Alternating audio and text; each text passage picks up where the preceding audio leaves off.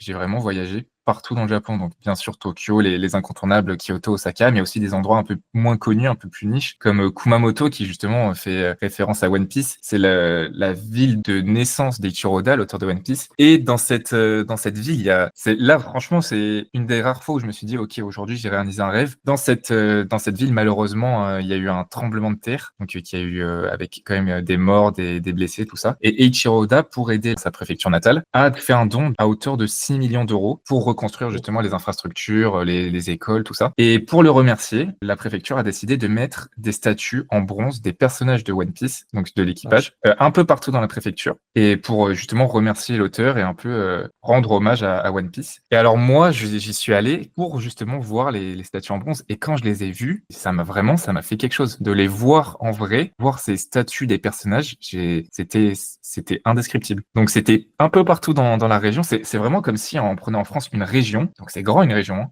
Ouais. et tu t'étales un peu partout des statues. Et alors c'est ça, j'ai pris le bus, je me suis baladé, j'ai marché, j'ai fait plein de trucs. Il y a des personnes qui m'ont emmené en voiture et tout pour Ah ouais. voir les 10 statues. Je l'ai fait en 2 jours et c'était quand même galère, mais j'avais cette satisfaction-là de me dire, OK, là, j'ai vu toutes les statues de One Piece.